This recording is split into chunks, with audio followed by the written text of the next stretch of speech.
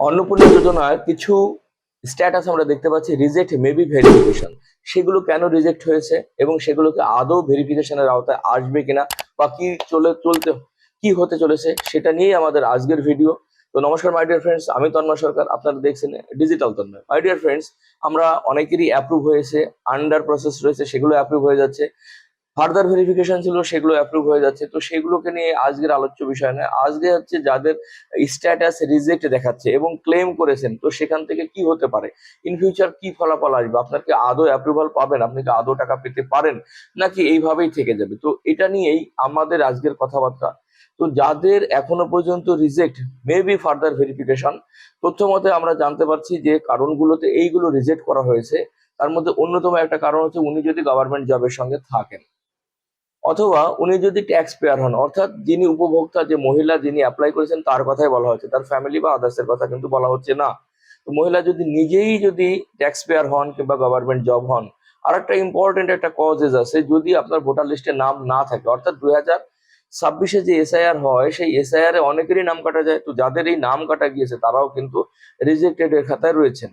এছাড়া অনেকের মধ্যে কিছু স্পেলিং প্রবলেম আছে, যেমন আধার কার্ড, ভোটার কার্ড, এই দুটো জায়গা থেকে কিংবা ব্যাংকের অ্যাকাউন্ট, এখানে নামের বানানে গন্ডগোল রয়েছে। তো এই যে চারটে শ্রেণী রয়েছে তাদেরকে রিজেক্ট মেবি ফার্দার ভেরিফিকেশনের ঘরে রাখা হয়েছে। তো সত্যি এই যে যে চারটে শ্রেণীর মানুষ, এনারা কি আদৌ কি টাকা পাবেন নাকি পাবেন না। তো এতক্ষণ পর্যন্ত আমরা যেটা জানতে পেরেছি, এই যে চারটে শ্রেণী তাদের কিন্তু রিজেক্টেড কি রাখা হয়েছে, তাদেরকে অ্যাপ্রুভ করার কোনো রকম প্রক্রিয়াতে কিন্তু আসেনি। এটা বাদে যদি কোনো কারণে রিজেক্ট হয়ে থাকে, জানি না আর কোনো ইস্যু আছে কিনা, যদি কোনো কারণে রিজেক্ট হয়ে থাকে তাহলে সেক্ষেত্রে যদি আপনি ক্লেম করেন তাহলে অতি দ্রুত কিন্তু এর সলিউশন হয়ে যাবে। অবশ্যই আছে কিছু ভুল ভ্রান্তি, তথ্যের ভুল, আপনি অ্যাপ্লিকেশনে ভুল করেছিলেন কিংবা এইরকম যেসব প্রবলেম গুলোতে যারা ক্লেম করেছে তাদের কিন্তু অলরেডি অ্যাপ্রুভ হয়ে তারা পেমেন্টও পেয়ে গেছে, এমনও কিন্তু ইনফরমেশন আমাদের কাছে আছে। কিন্তু যেগুলো এখনো রিজেক্ট দেখাচ্ছে, যেটা ক্লেম করার পরেও পেন্ডিং দেখাচ্ছে, সেগুলো কিন্তু ওই চারটে কারণেই, এবং ওইগুলো এখনো পর্যন্ত কোনো রকম সরকার ওই চারটে কারণের উপরে শিথিলতা আনেননি। আগামী দিনে কোনো রকম ভাবে কোনো নতুন নোটিফিকেশন জারি করে তাদেরকে শিথিল করা হবে কিনা আমি অবশ্যই বলবো একটু অপেক্ষা করুন, পুরো প্রক্রিয়াটা আগে সম্পন্ন হোক। অবশ্যই সরকার বিচার করতে পারেন, কিন্তু যারা সত্যিকার অর্থে ট্যাক্স পেয়ার কিংবা যারা গভর্নমেন্ট জব করেন তাদের তো এটা প্রয়োজন নেই।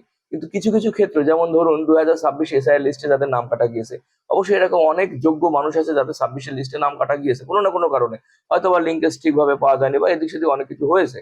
তো সেই ক্ষেত্রে কিন্তু এখনো নতুন করে নাম সংশোধনের কাজও শুরু হয়নি, যে কারণে অনেক মহিলা কিন্তু সেখানে নাম সংশোধন করতে পারছেন না। তো হয়তো বা এটা আগামী দিনে বিবেচনা করা হবে, এবং যাদের নামের বানান ভুলের জন্য বিভিন্ন রকম আধার বা এবং আহ, ভোটার কার্ডে নামের বানান গন্ডগোল আছে, তাদেরকে বলবো অতি সত্বর আপনারা নামের বানানটা সংশোধন করুন।